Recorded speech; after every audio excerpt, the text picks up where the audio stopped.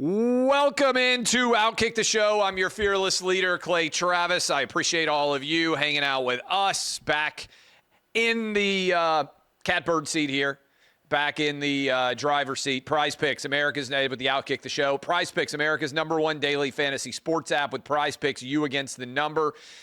NBA underway. We just had the Masters yesterday, which I'll be reacting to. We also have Major League Baseball underway, along with the NHL playoffs. Whatever you're into, golf, hockey, basketball, baseball, it's a good time of year. They're all firing on all cylinders. You can pick your favorite athletes, more or less. It's easy to do.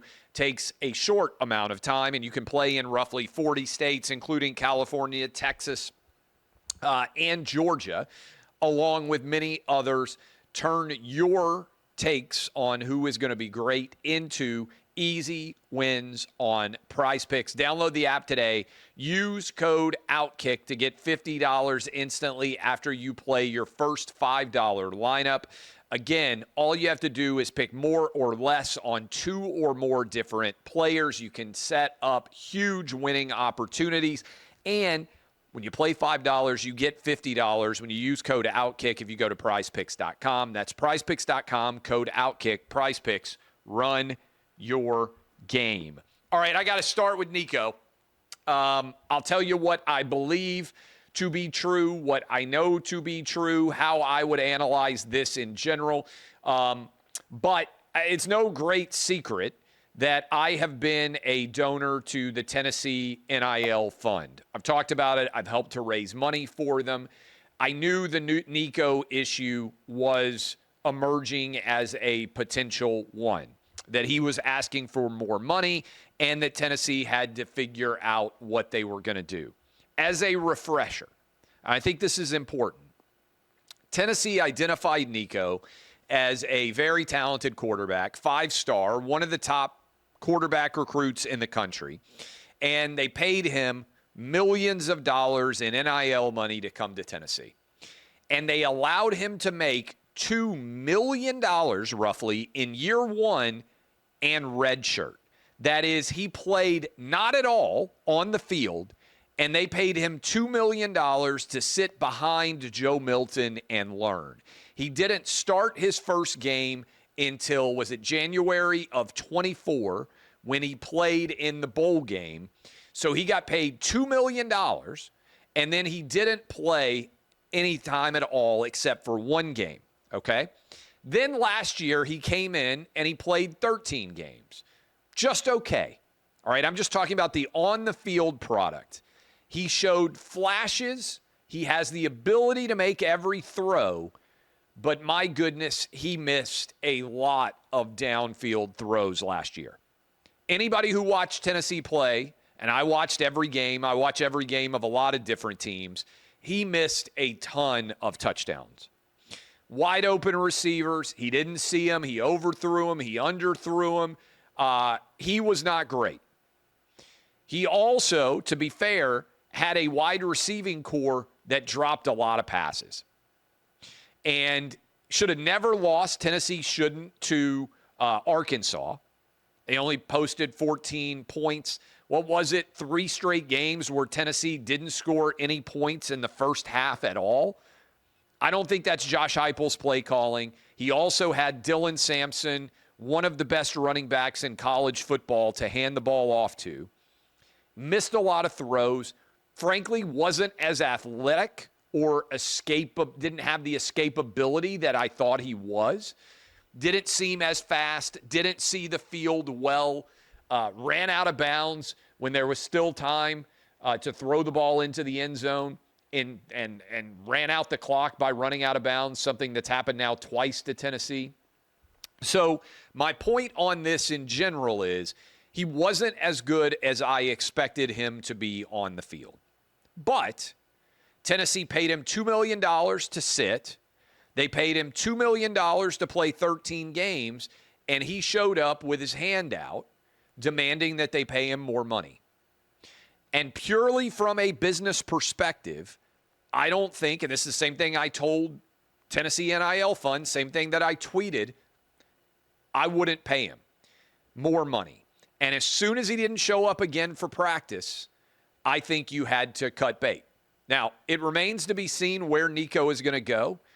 He may, on some level, turn into an NFL quarterback. But I didn't see it in year one as a starter. And he would have to make a big jump to be well paid after this year in the event that he were going to go to the NFL or the event that he was going to come back. I believe in pay for performance. And so far, Tennessee paid Nico way better than he performed. And when he demanded more money, I think Tennessee made the right move to say, see ya. Now, I'm going to play Josh Heupel in a second, but I want to just take a moment, and maybe this is going to get clipped and maybe it'll be shared with other people because I do think this is important. I love college football. You can criticize me for a lot. There are very few people who love college football more than me in the media. I founded a media company, OutKick, largely built around college football. I've written a couple of different books focusing on college football. I love college football.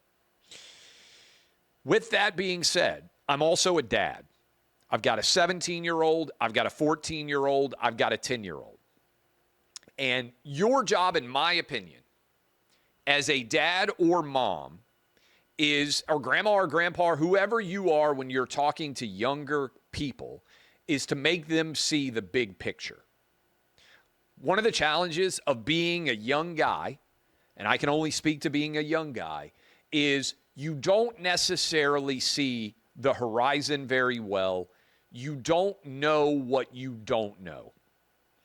And this is where I fault Nico and his representatives.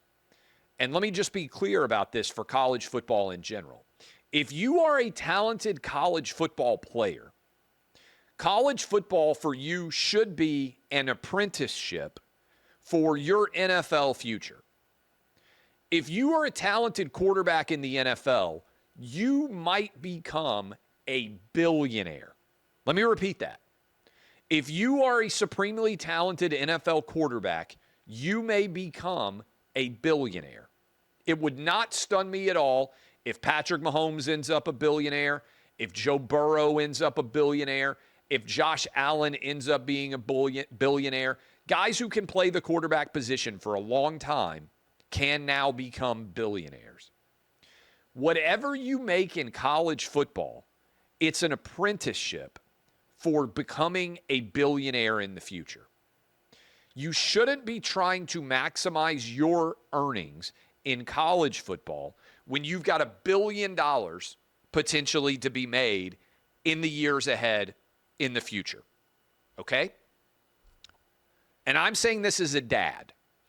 Whoever is advising Nico, I find it highly unlikely that he is going to go somewhere else and in 4 months, not having learned the system, not having worked hardly at all with the receivers, not hardly knowing his teammates at all, that he is suddenly going to play at an infinitely higher caliber at a brand new school than he would have played at Tennessee this fall.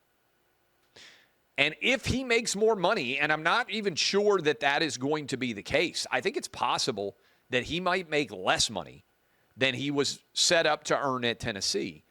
You have not only not made a ton of difference in terms of the money that you're going to be able to unlock, but you also simultaneously are actually hurting your future earnings.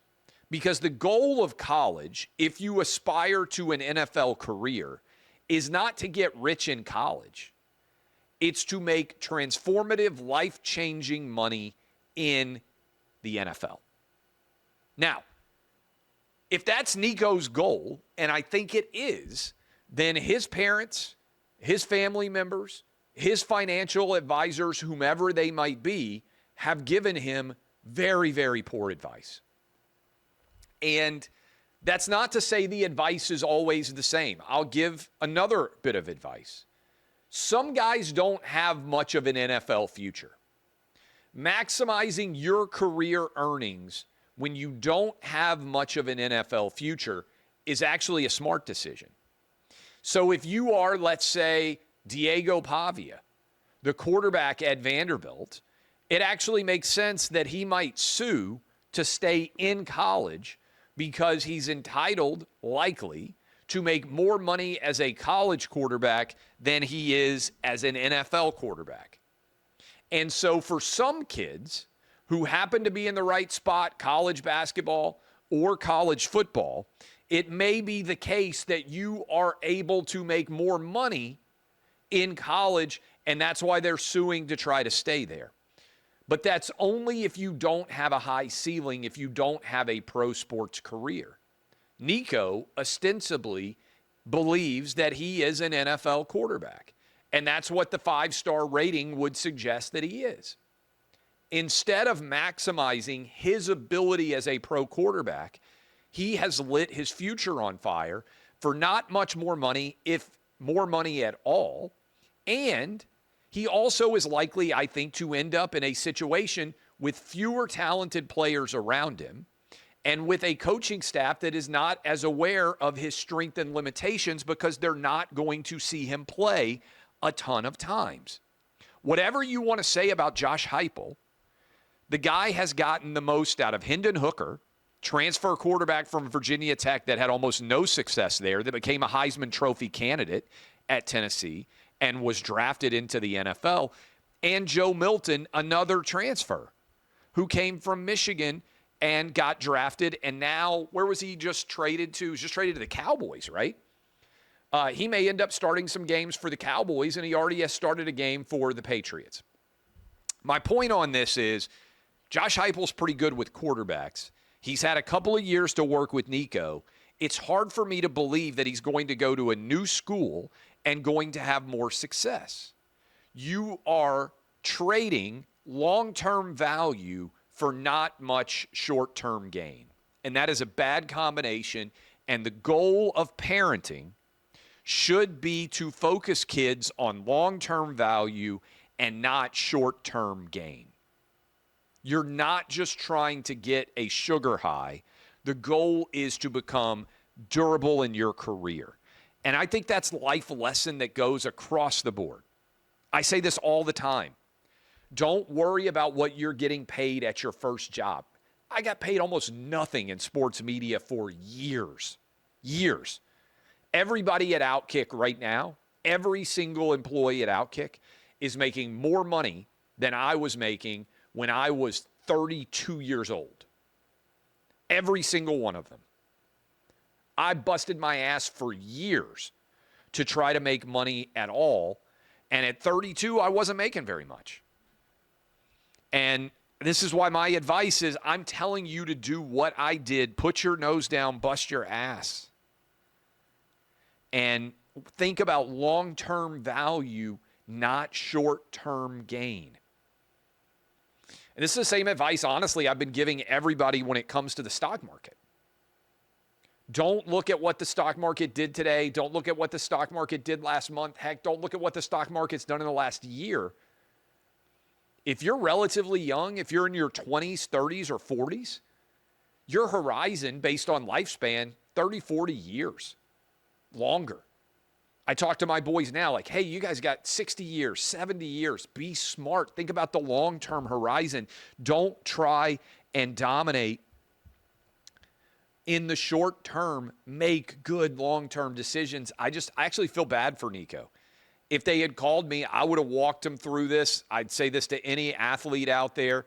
If you're not getting the advice of maximizing your long-term value, don't light on fire your long-term value for ephemeral, almost non-existent short-term gain. And guys, it's possible Nico has done that, and he's actually going to make less money than he would have if he had just stayed at Tennessee and performed at the best level he could have. And look, I think it's an important message that Tennessee sent. Josh Heupel said, look, we're not going to be held hostage by players who decide that they have to renegotiate their deals when we think we're paying them fair market value. In the case of Nico, way above fair market value. Every program is going to be here long after he's gone, Josh Heupel, long after I'm gone. I mean, my grandfather played for the University of Tennessee in 1933. He's no longer with us. but the trust, the legacy, the reason why Neyland Stadium sells out is not any one player. It's because the brand, the Power T, is far bigger than any one individual. And I thought Josh Heupel handled this well at his press conference after the spring game. Listen to this. Obviously, we're moving forward as a program without him. I said it to the guys today. There's no one that's bigger than the Power T, and that includes me. And they hear me say that a lot inside of that team room. This program's been around for a long time with a lot of great coaches, a lot of great players that came before that laid the cornerstone pieces, the legacy, the tradition that is Tennessee football. It's going to be around a long time after I'm done and after they're gone. And that's what's special about being here is that there is a legacy and a tradition that is so rich, and a logo that's recognized not just across the nation but across the world too. And today you got a chance to see 110 guys that ran out and competed their butts off, that give their all for Tennessee and do it the right way. And really proud of the spring that they've had, but also. Well said by Josh Heupel. I think that Nico has lit his future on fire. I'm not even rooting against him because, again, I've talked about this some on the show. I feel bad a lot of times saying negative things about college kids now. I try not to hardly ever do it in athletics, even though they're now basically professionals because my own kids are turning into college-age kids. And I just know what it's like to be 18, 19, 20 years old, and you're a knucklehead, and you might look back on the decisions you made and say, boy, I wish I knew then what I know now. And I think there are a lot of Nicos out there. Parents, advisors, people not in the best interest of the kid getting involved and not allowing you to be the most successful and best version of yourself. So that to me is the lesson. I think about this a lot as a dad now. Long-term gain is the goal, not short-term sugar highs. And I just see so many people going for the short-term sugar high. Okay, Rory McIlroy. Congrats. I had some fun yesterday on the Masters.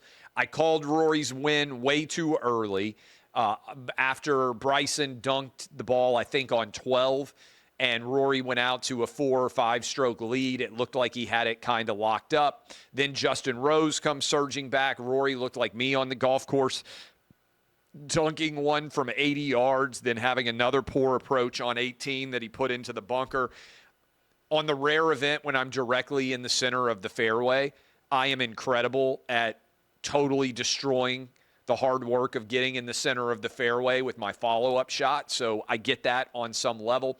But I do think Rory deserves a lot of credit. 14 years after he posted an 80, comes back, gets the win, completes the career Grand Slam. Took him 11 times, I believe, to finally get the career Grand Slam.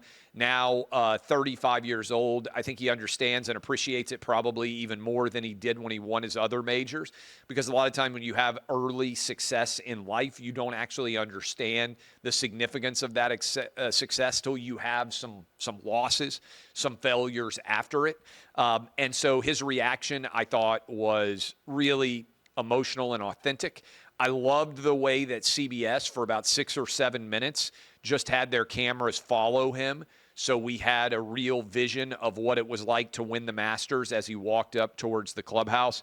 I thought that he just did a really fantastic job of handling that win and fighting through. I mean, he was hitting unbelievable shots and then following them up with unbelievable shots in the exact opposite direction. Incredible shots followed by awful shots. And it was must-see television. I think CBS News probably is thankful for what they got from him and the overwhelming audience that likely will create. I know I couldn't look away. I was having an incredible time watching. I bet most of you were too. It was a fabulous Masters. A couple of other things that are out there. I want to play this. This was the Stephen A. Smith is talking. He went on to ABC, which is owned by Disney, Jonathan Karl, the morning show there, and said that now he's really thinking about running for president of the United States. Watch this, and then I'll react. You think? Listen, I've been. I have no choice because I've had elected officials, and I'm not going to give their names, elected officials coming up to me. I've had folks who are pundits come up to me. I've had folks that got a lot of money, billionaires and others, that have talked to me about exploratory committees and things of that nature. I'm not a politician. I've never had a desire to be a politician. I just signed a contract extension with ESPN. I am very, very pretty happy good one, too. with my day job. I'm very happy with my bosses. It's a pretty damn good one. Just right. It's a pretty damn good contract. I couldn't be happier. But here's the reality. People have walked up to me, including my own pastor, for crying out loud, who has said to me, you don't know what God has planned for you. At least show the respect to the people who believe in you, who respect you, who believe that you can make a difference in this country, to leave the door open for any possibilities 2 to 3 years down the line. And that's what I've decided to do. I don't think Stephen A. is going to run for president because I think he's going to find it hard to turn down his $20 million a year salary. And there's a difference between people who are independently wealthy and people who are, and by independently wealthy, I mean you have mailbox money. I mean you have tons of stock and you're making so much money from dividends, or you're paid as the owner of a company whether you work or not, and people who are still laboring. Most of my money now still comes from labor. And that's true for the vast majority of Americans. And so if you don't labor anymore, then you walk away from a lot of money. And I don't think that Stephen A. is going to walk away from $20 million a year. Now, having said that, I don't have to work anymore if I don't want to. I would imagine if he's been somewhat decent with his money, Stephen A. doesn't have to work anymore either. And a part of me thinks, and I don't know when this is going to happen for me, but Stephen A., I think, is about a decade older than me. At some point, for me, I'm going to say, okay, I have loved stacking a lot of money, and my family is taken care of, and I kind of feel like I'm here a little bit already, but it's just the question, how much are you leaving behind? And what is a dollar figure that is so substantial that you start to think, hey, are my kids going to work hard? I think that's something that a lot of people contemplate. And you also start thinking, I can't spend what I have now. And if you truly are concerned about the direction of the country, then you decide to run for president. I think Donald Trump is an example of that. Stephen A. Smith, maybe he's an example of that. What I have not heard him elucidate, though, is any kind of coherent political vision. It seems to me that most of his politics is just saying Democrats do dumb stuff and Trump does dumb stuff too, and he's trying to play it somewhat right down the middle, which can make sense in terms of maximizing his audience. But what does he actually believe in?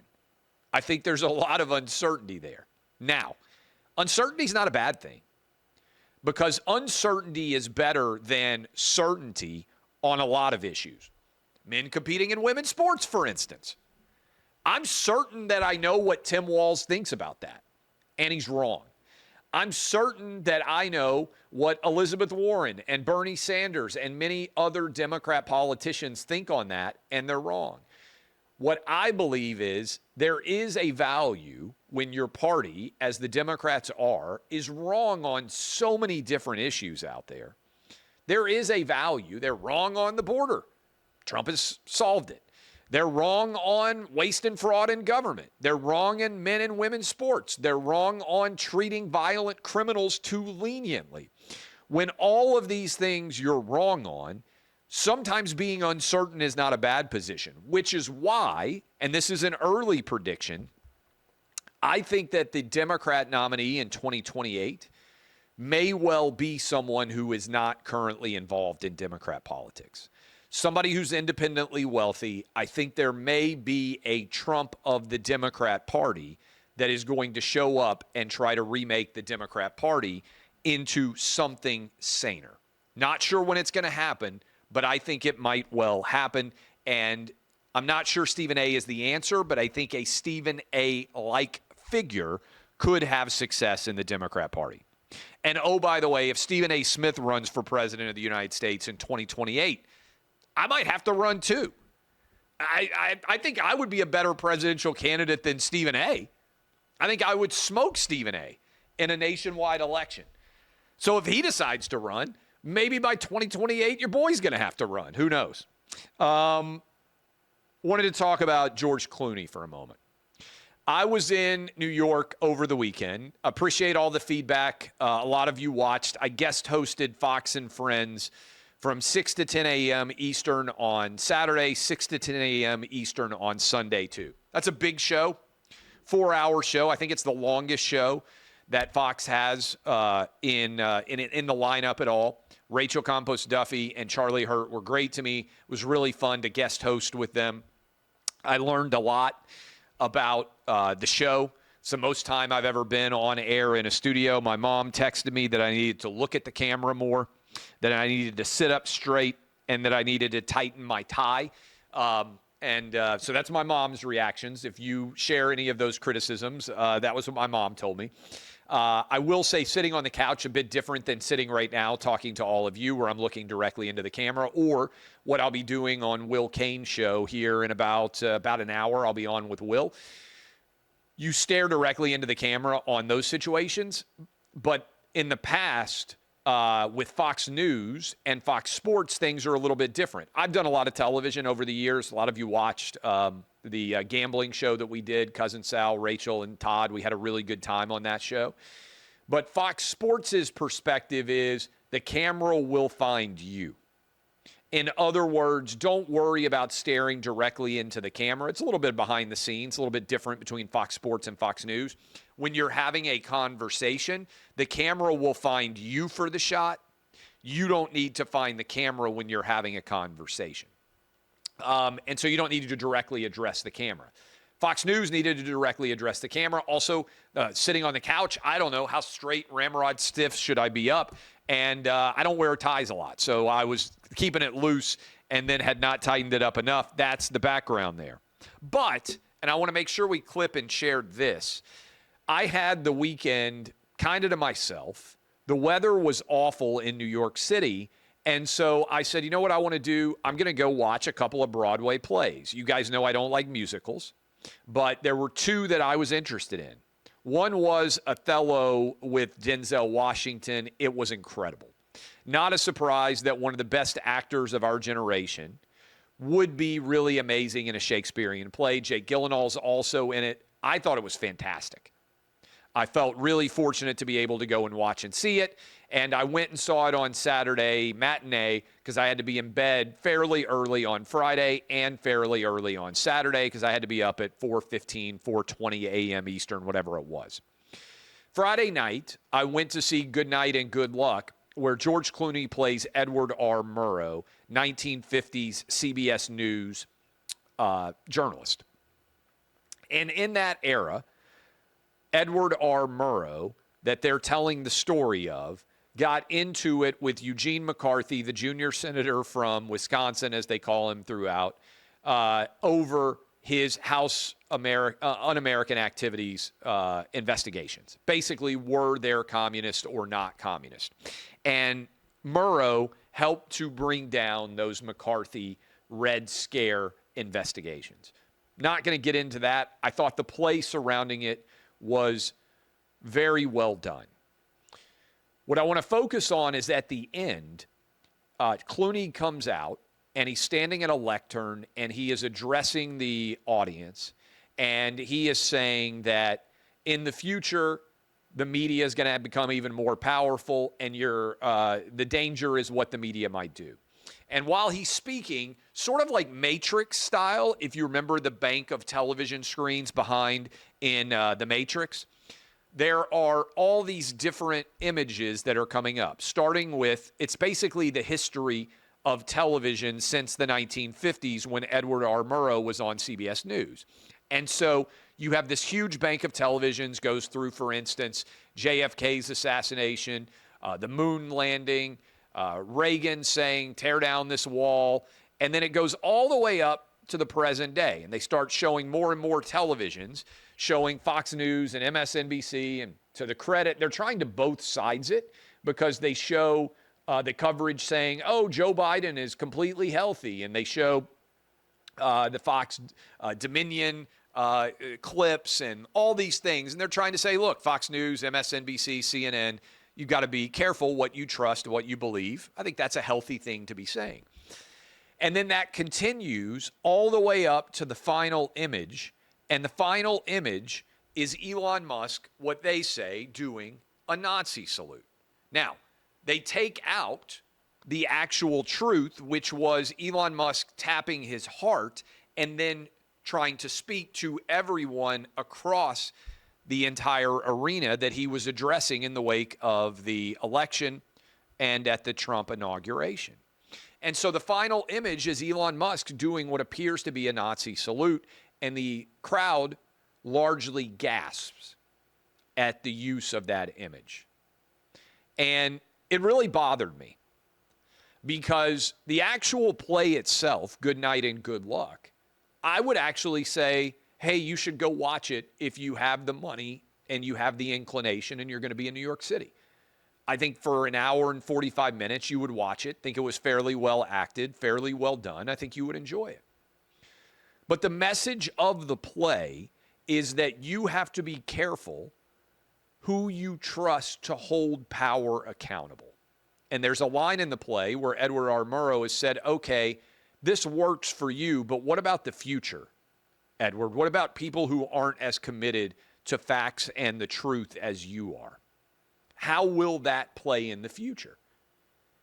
And if your message, which is clearly the message, the subtext, the whole thing is you have to be careful who you trust in media, to then have an out-of-context Elon Musk fake Nazi gesture that has the entire theater gasping is indefensible and actually destroys the underlying premise of the entire play.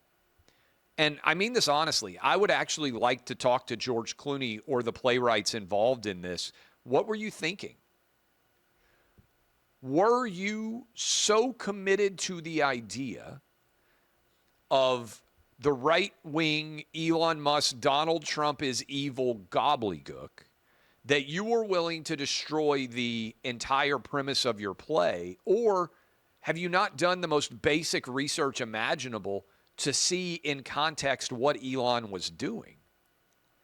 And a part of me thought there's no way that playwrights or George Clooney could be this insulated and unaware of the reality such that they could make an error of that nature.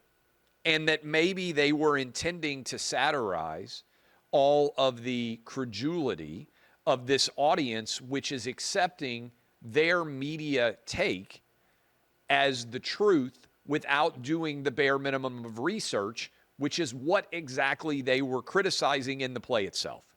So a part of me just, I'm sorry, could not help but think they can't possibly be this dumb. They can't possibly be this lacking in self-awareness. Maybe, possibly, diabolically, they are actually satirizing the entire theater by and large, except for a few people like me who would be asking the question that I'm asking right now. The other side is that they are so unaware of what the real story behind the Elon Musk image was, that they either believed it was real or, even worse, they knew it wasn't real and they didn't care because they wanted to demonize the other side, which is exactly what they would argue McCarthy was doing. So I don't know that anybody from Good Night and Good Luck, again, I want to clip this whole thing and make sure we share it. I don't know that anybody from Good Night and Good Luck involved in that play, from George Clooney, playwrights, theater owners, whoever, is willing to actually have a conversation about this with me. But open invite to come on and talk about your play and explain that conclusion to me, to this audience, and to the larger audience, because Elon Musk has reacted to it as well, and I'm going to go talk about it on Will Cain's show in a moment.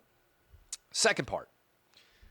A lot of people out there have said, oh, why are you giving money to George Clooney? Why would you go to this movie? I don't think you win, and I don't think you educate yourself by burying your head in the sand and just pretending you're not aware of other people's arguments. The reason I read the Washington Post every day, and the reason I read the New York Times, and the reason why I would go watch a play starring George Clooney is because I'm open to the arguments that other people make. And I think my own arguments are strengthened by being exposed to arguments that are being made by others. I understand the argument of, oh, well, I'm just never going to ever go watch or read or look at the New York Times or the Washington Post. I don't think that's right. It's not what I teach my kids. My oldest son right now is in a debate competition.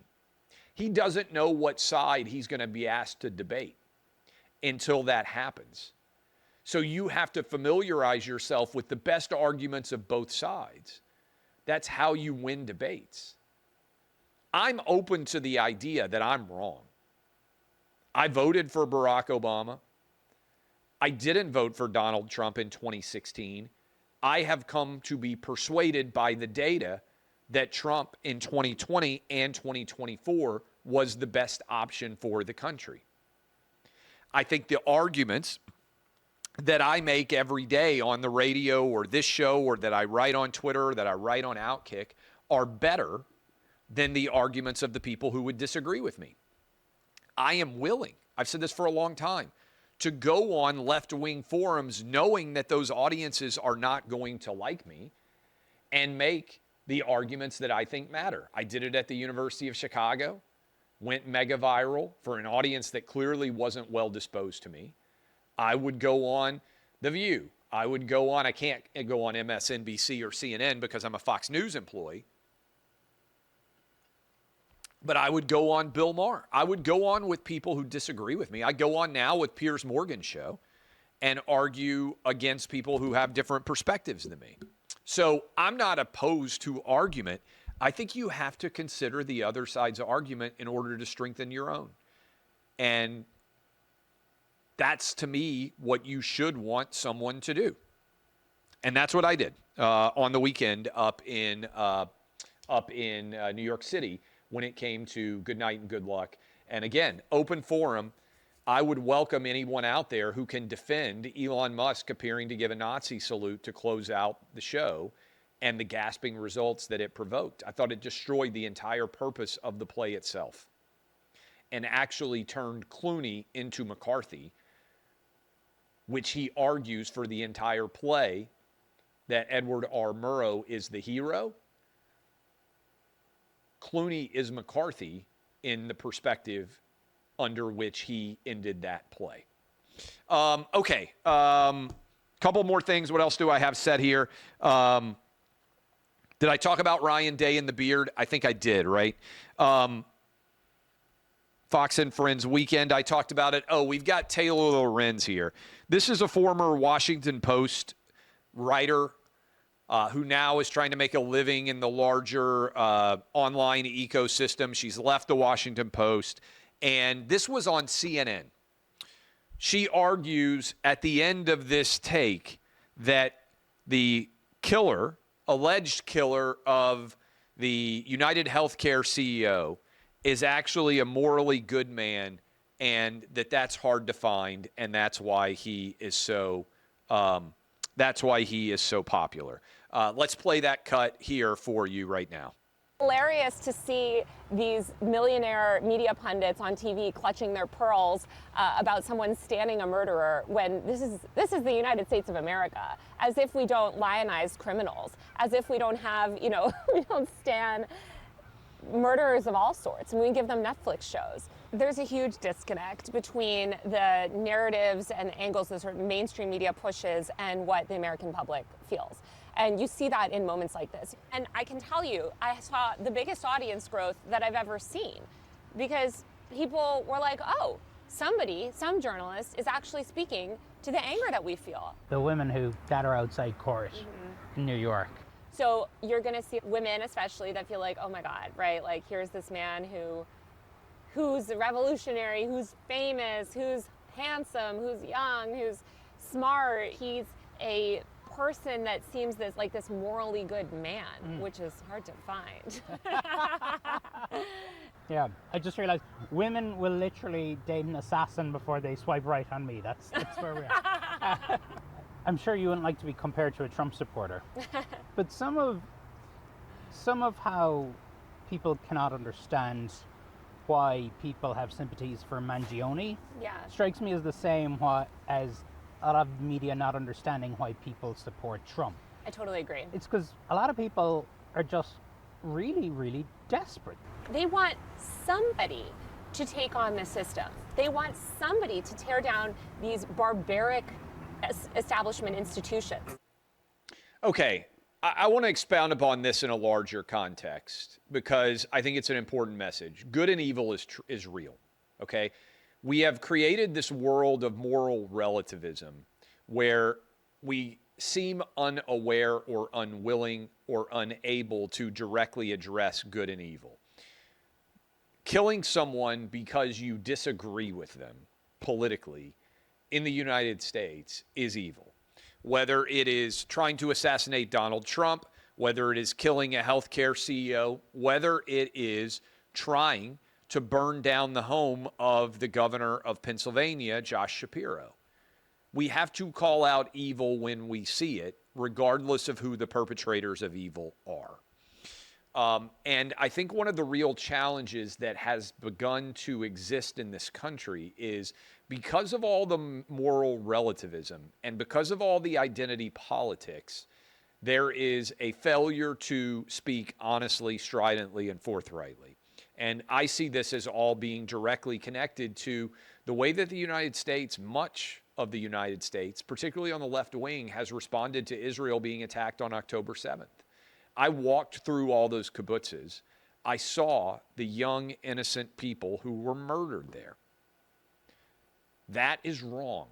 That is evil. Now, that doesn't mean that I wish that no one died in Gaza or Lebanon based on the response of Israel since October 7th. I'm against babies being killed, okay?